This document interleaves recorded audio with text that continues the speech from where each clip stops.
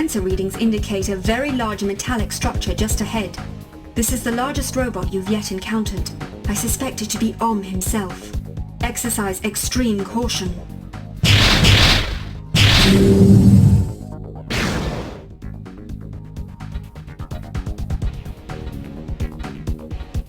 Himself.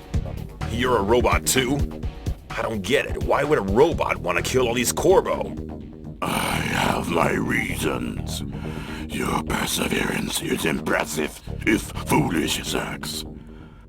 I shall give you one last chance to pledge your allegiance to me. Or I shall have no alternative but to kill you. Blah blah blah. You sound just like Azapan. And just like him, you're going down. We shall see.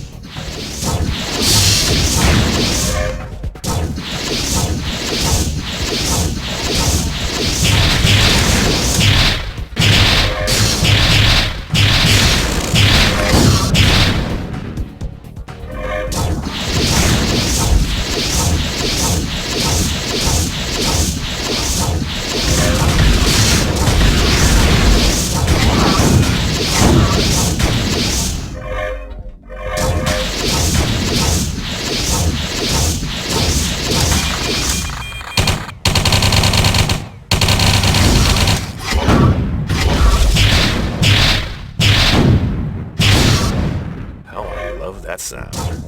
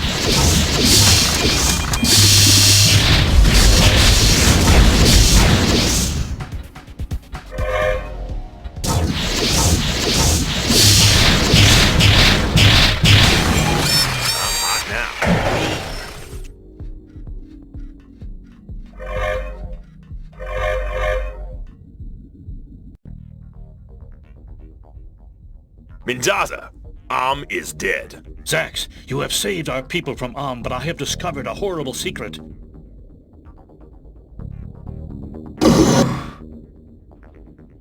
Valeth?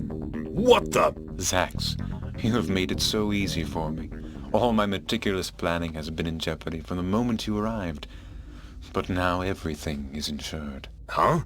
What? It's a wonder you didn't figure it out before, Zax. What with how terrified I've been of that sphere of Zin, and how it always glows so strongly when I'm around. I had to make sure only to visit you when robots were around, or at least claim that they were, so that you would not be suspicious. And thank goodness you rescued the Union relics for me. When my brother Marco was accidentally killed, my secret would have surely been found out if Mendoza or Partha had been able to perform the Union ritual. Now those relics are lost forever, melted in the lava pits. I accidentally dropped them there just after you gave them to me. All this time, I thought you were my friend. And in fact, I didn't know you at all. Well then, let me add to the depth of your misperception. Perhaps you'll recognize me when I use this voice. Valeth? Wait, you're Azapan? Is it so hard to believe? Didn't you wonder why I kept sending you in harm's way under some pretense, to save this or rescue that? The only thing I've really wanted is you. Dead. I've been trying to kill you since the minute you arrived here. For you've represented a threat to my plan since first detected you in the heavens. When missiles didn't end your life, I rushed to the area around your crash site and began to plot your demise. I would have killed you right away myself, except for the fact that my people would have found it suspicious, since they had been praying for a savior from the stars. I never expected you to make it out of that first cave, much less the countless other places I've sent you. I eventually did try to kill you myself by taking over a few drones. Even that did not work. I must admit, you have been quite impressive. But I will still prevail. All is not lost. Wait, I'm lost. It's quite simple, really. You see, using magic, I've been able to control these drones since the first time I tried, about 5 years ago.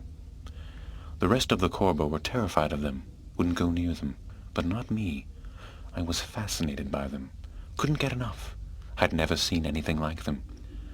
I observed them constantly. It was obvious to me that they meant us no harm. Like you, Zax, they only wanted the rocks.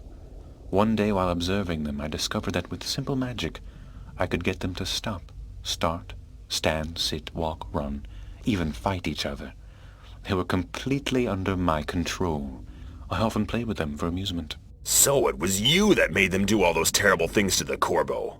You see, my ability to control the drones gave me a grand idea that would capitalize on my people's fear of the drones and result in my becoming ruler of all Corbo tribes across the lands.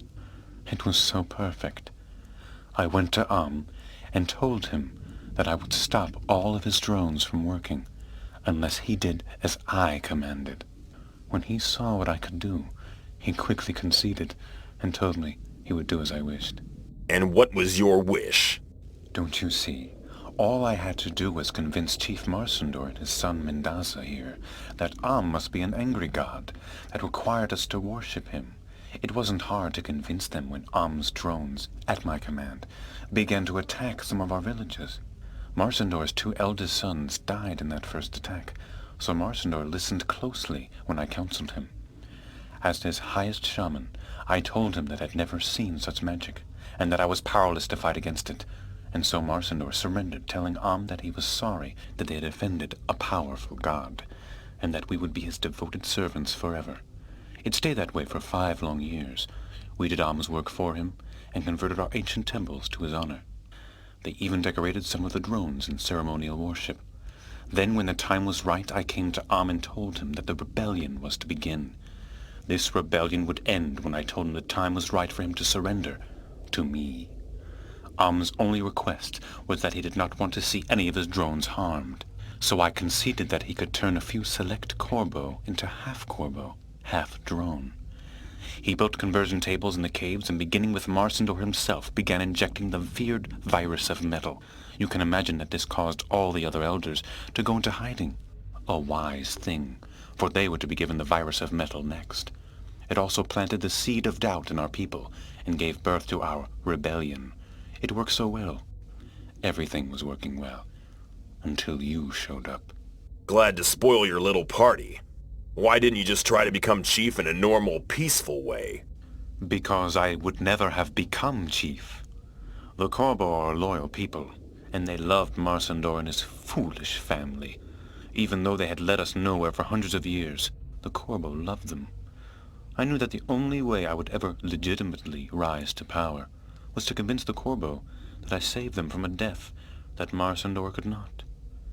So I worked hard to build a groundswell of support for the rebellion, with me as its leader. I thought that if I led a victory against I would be elected the new chief. I tipped the scales in my favor by arranging for all the leaders to come out of their hiding places to attend a tribal council meeting. As you witnessed, that meeting was really nothing more than a large-scale execution.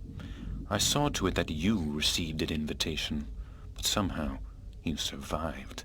Mendaza here missed the meeting, but just as I have now taken care of him, I shall soon take care of you. You are my final obstacle, Zax. I shall say that the three of us were locked in a ferocious battle to the death with I will say that the battle ended the lives of Zax and Mendaza. When the people see that I defeated and was stronger than even Zax, I will be ruler forever. It is perfect. You see, Zax, you and Mendaza will be martyrs, and I will be king.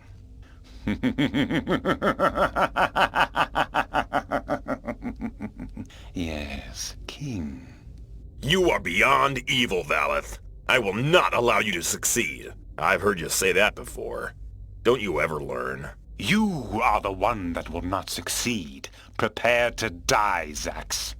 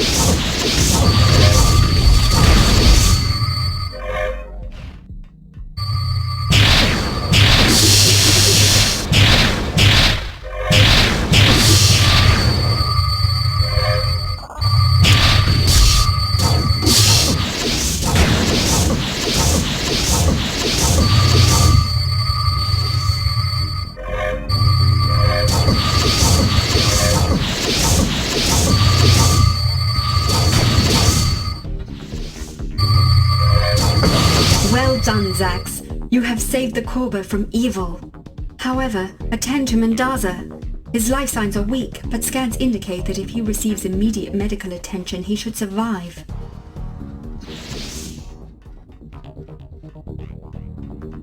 Hang in there, Mendaza. This should help you feel better. Let us use the teleporter and return to my village. Okay. Lead the way. I'll be right behind you.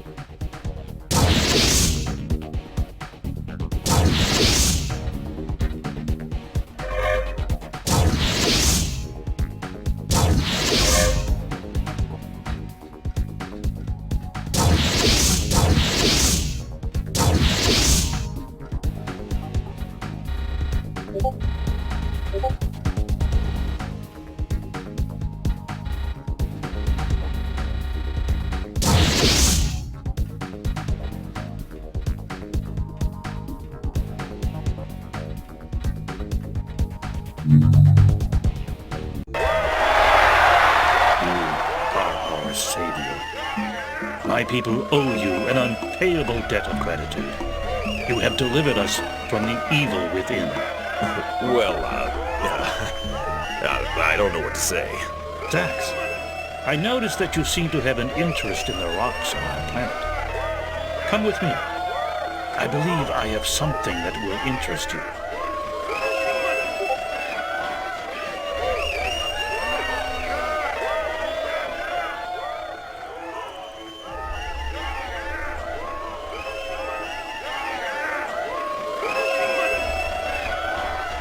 Do you have use for this?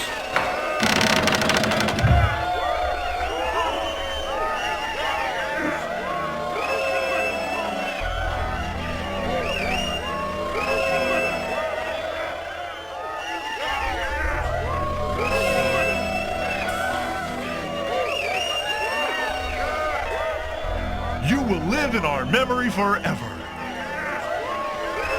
You will live in our memory.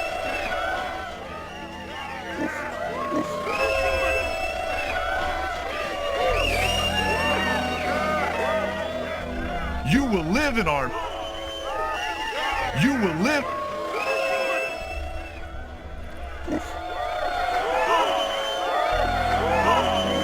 Whoa! Babe, are you reading this? Look at the size of that thing. I can't believe what I'm seeing. Yes, it is a remarkable specimen. I do not think that you will be in need of financial resources anytime soon. I will teleport it to the ship. When you are ready, we should make plans for departure. Come back to me as soon as you can.